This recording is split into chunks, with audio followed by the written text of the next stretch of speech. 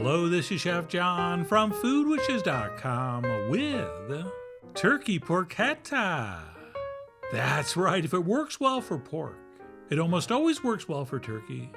And this garlicky herby porchetta approach was no different.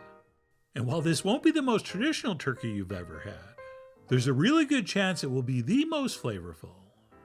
And to get started, we're going to prep our breast, which is a boneless but skin-on turkey breast. And technically half a breast since it's just one side. And as you can see, this came with the tenderloin attached, which most do. And what we'll do is kind of flip that over to the thinner side of the breast. And then we'll take a nice sharp thin knife and we will make a slightly angled cut like this, right into the thickest part. And as we're slicing, we're kind of pulling and rolling the meat away from the cut. And once that first one's been done, we can make some smaller cuts wherever we think the meat's thick enough. And we can do that on both sides with the goal of creating as much surface area as possible for our seasoning. And do not worry about precision. Once this is tied and roasted, once sliced, I promise you, it's going to look amazing. And that's it. Once our meat's been splayed out, we will begin our seasoning and flavoring with a generous amount of kosher salt, as well as some freshly and fairly coarsely ground black pepper. And while it's never a bad idea to spread things evenly, since this is going to be rolled up and tied, everything's going to find its way. So again, do not obsess with perfection, here or anywhere else for that matter. And then after the salt and pepper, I'm going to do some chili flakes, just for a little extra zing, which I'm going to follow with a ton of crushed garlic.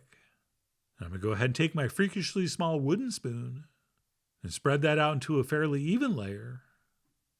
And then once our fresh garlic's been applied, I'm going to grate over the zest of an orange and lemon.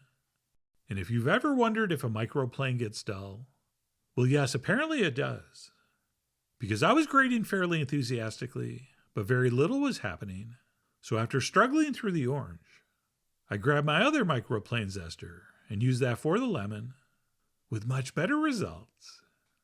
And then besides the black pepper, citrus, and garlic, one of the other signature flavorings of porchetta would be some crushed fennel seeds. But pro tip, we're definitely going to want to toast those a little bit first in a dry pan set over medium heat, just for a couple minutes, until we can smell that beautiful fennel aroma. And once we can, we'll transfer those into our mortar, and we will pesto them for a few seconds to crush them up a bit, at which point we'll go ahead and sprinkle those over as well. And of course, we'll want to do that ahead of time. And then the last mandatory ingredient will be some freshly chopped rosemary, which, by the way, I didn't quite mince fine enough. Okay, I was in a hurry as usual, and I should have spent a few more seconds chopping that a little smaller. And yes, I used a ridiculous amount of that in pretty much everything, which is usually my game plan with a pork porchetta. So feel free to dial those back if you don't want something quite as intense.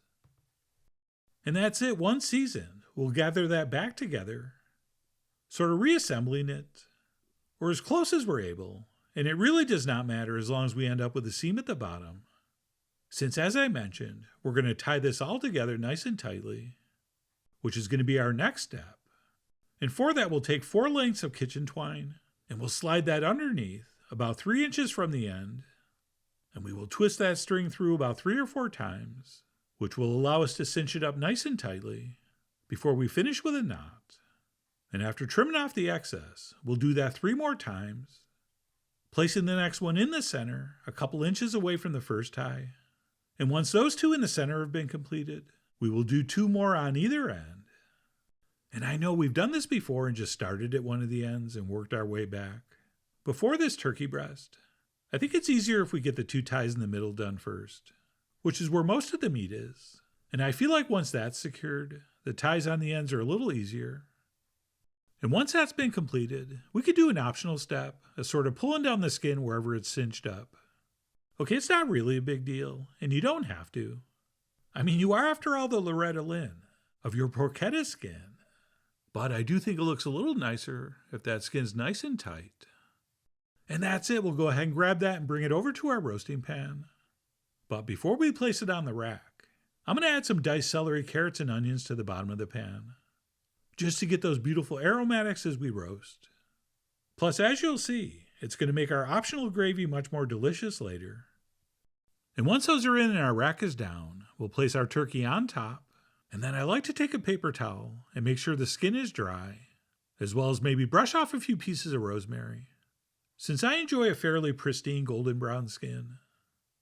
And then before this goes in the oven, we'll go ahead and season the top with some more salt, at which point this is ready to transfer into the upper center of a 475-degree oven for exactly 30 minutes, at which point we'll lower our heat to 300, and we'll let that cook for another 45 minutes or so, or until we've hit our desired internal temp, which for me is between 145 and 150.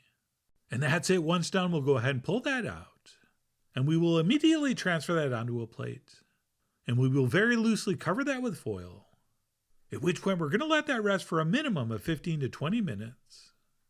And while our meat's resting, if you want, and trust me, you really do, we will transfer our roasted vegetable bits into a saucepan with some melted butter set over medium heat. And what we'll do is transfer in some flour, and we will cook that stirring for about 2 or 3 minutes.